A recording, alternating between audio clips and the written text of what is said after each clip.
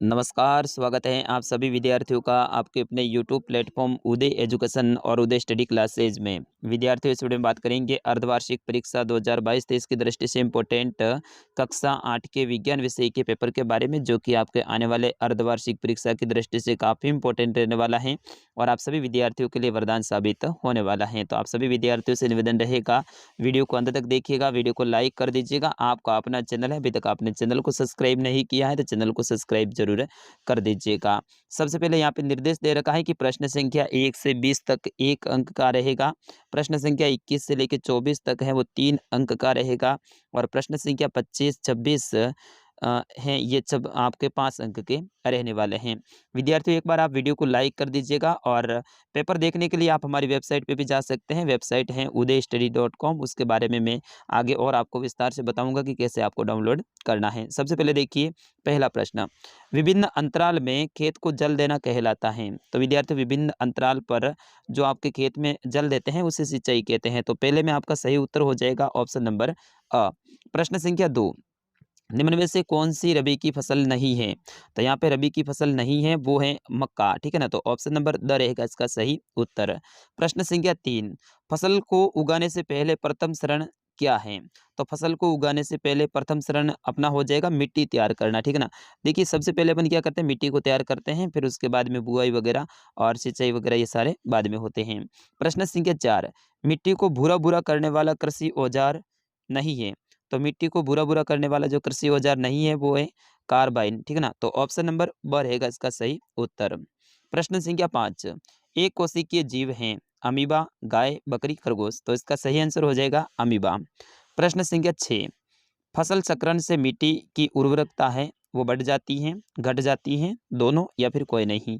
तो फसल चक्रण का मतलब होता है एक ही खेत में अपन क्या करते हैं, बार बार अलग अलग समय पे है अलग अलग प्रकार की जो फसल बोते हैं, तो इससे क्या होता है मिट्टी की उर्वरकता है वो बढ़ जाती है, घटती नहीं है, ठीक है ना। तो इसका ऑप्शन नंबर अ रहेगा सही उत्तर। अगला प्रश्न है कि खरपतवार का उदाहरण है मसूर, जूट, घास या फिर गेहूं। तो मसूर तो एक फसल है, जूट भी फसल है और गेहूं भी फसल है। तो यहाँ पे पूछा जा रहा है खरपतवार, तो खरपतवार हो जाएगा घास, क्योंकि ये अनावश्यक है, वो उग जाती है अपने फसलों के साथ में। तो घास हो जाएगा ऑप्शन नंबर स। अगला है सौपोषी का उदाहरण है गाय, बकरी, मनुष्य या फिर आम का पौधा। तो सौपोषी का उदाहरण है वो आम का पौधा है। ऑप्शन नंबर द रहेगा इसका सही उत्तर। प्रश्न संख्या 9, मलेरिया परजीवी वाहक हैं अमीबा, गाय, बकरी, खरगोश। तो विद्यार्थियों, इसमें अपने जो उत्तर है उसका ऑप्शन ही नहीं दे रखा है। तो यहाँ पे हो जाएगा मलेरिया परजीवी का वाहक है वो मादा एनाफ्लीज मच्छर हैं। तो यहाँ पे आपके ऑप्शन में होना चाहिए मादा एनाफ्लीज, ठीक है ना, एनाफ्लीज मच्छर। तो यहाँ पे आप याद रखेंगे, ऐसा प्रश्न आए तो आपको मादा मादा एनाफ्लीज के ऊपर ही सेलेक्ट करना है। प्रश्न संख्या 10, सेचक के टीके की खोज किसने की थी? तो सेचक के टीके की खोज है लुइस पार्सवर ने की थी। तो ऑप्शन नंबर ब रहेगा इसका सही उत्तर। अगला प्रश्न है कि गेहूं की रस्ट नामक रोग का कारक है जीवाणु, विषाणु, शैवाल, कवक। तो गेहूं के अंदर जो रस्ट नामक रोग होता है इसका वाहक है वो है कवक, ठीक है ना। तो ऑप्शन नंबर द रहेगा और ये प्रश्न आपके एग्जाम में लगभग 101% आने वाला है, बोर्ड की परीक्षा की दृष्टि से भी इंपॉर्टेंट रहेगा। अगला प्रश्न, जैव न्यूनीकरण पदार्थ कौन से हैं? सब्जी, कागज, लकड़ी, सभी। तो यहाँ पे आपका कागज हो जाएगा, जैव न्यूनीकरण का पदार्थ है वो कागज है। ऑप्शन नंबर ब रहेगा इसका सही उत्तर। अगला प्रश्न, प्रश्न संख्या 13, निम्न में से कौन सा जीवाश्म ईंधन है? कोयला, पेट्रोलियम, प्राकृतिक गैस या फिर सभी। तो कोयला, पेट्रोलियम और प्राकृतिक गैस ये सभी जीवाश्म ईंधन है। तो ऑप्शन नंबर द रहेगा उपयुक्त सभी। चलिए, अगला प्रश्न है 14, क्षतिग्रस्त बीज जल की सतह पर खाली जगह लगेंगे। तो क्षतिग्रस्त जो बीज होते हैं यानी खराब बीज होते हैं वो जल की सतह पर तैरने लगेंगे। तो यहाँ पे हो जाएगा तैरने, ठीक है ना, तैरने। दूसरा देखिए, सूक्ष्म जीवों को खाली जगह की सहायता से देखा जा सकता है। तो सूक्ष्म जीवों को सूक्ष्मदर्शी की सहायता से, यहाँ पे आप लिखोगे सूक्ष्म दर्शी, ठीक है ना। तो सूक्ष्मदर्शी की सहायता से देखा जा सकता है। प्रश्न संख्या 16, हेजा खाली जगह के द्वारा होता है। तो हेजा है वो आपके किसके द्वारा होता है? जीवाणु के द्वारा होता है। तो यहाँ पे आप लिखेंगे जीवाणु, जीवाणु। अगला देखिए, प्रश्न संख्या 17, संश्लेषित रेशों की भांति प्लास्टिक भी एक संश्लेषित है, ठीक है ना। तो इसी में आपका संश्लेषित हो जाएगा, ठीक है ना, सेम टू सेम हो जाएगा संश्लेषित।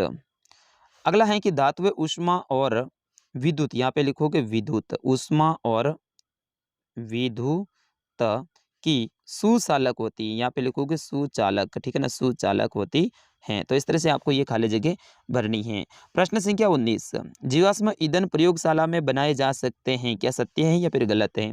तो जीवाश्म ईंधन है ये तो प्रयोगशाला में नहीं बनाए जाते हैं, तो असत्य हो जाएगा, ठीक है। और 20वां है मिट्टी का तेल एक जीवाश्म ईंधन नहीं है, क्या ये सत्य है या फिर नहीं? तो बिल्कुल ये तो मिट्टी का तेल मतलब केरोसिन है, ये जीवाश्म ईंधन है। तो इसमें आपका इसमें भी इन्होंने बोला है कि नहीं है, इसका मतलब ये तो असत्य है, तो दोनों में असत्य हो जाएगा।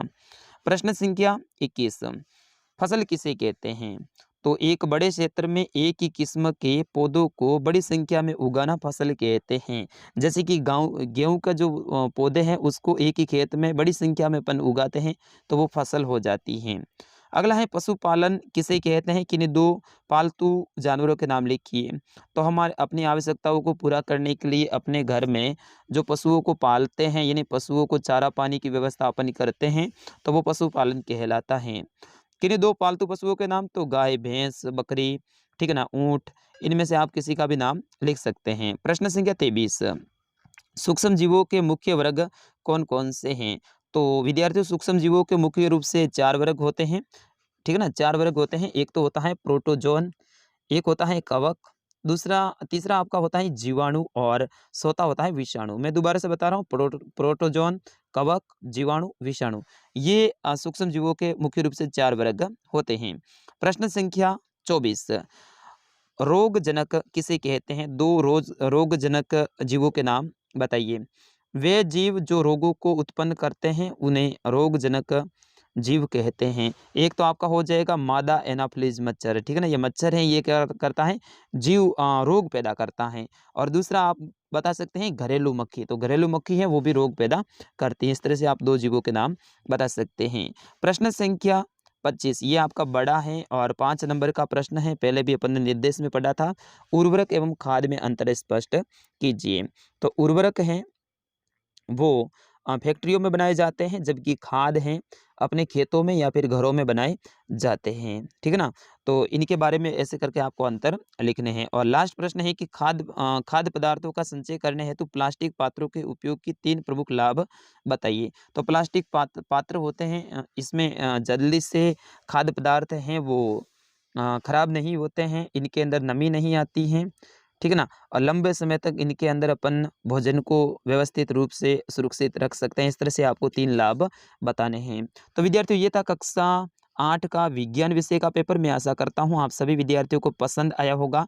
आप सभी विद्यार्थी इस वीडियो को ज़्यादा से ज़्यादा शेयर करेंगे और कक्षा 8 से संबंधित किसी भी विषय का पेपर डाउनलोड करने के लिए आप हमारी वेबसाइट पे अभी जाइए। वेबसाइट की लिंक है वो वीडियो के डिस्क्रिप्शन में दे रखी है। अगर आप गूगल में जाके डायरेक्ट भी सर्च करेंगे उदय स्टडी एक मिनट, ओके, आपको गूगल में जाके सर्च करना है UDAYSTUDY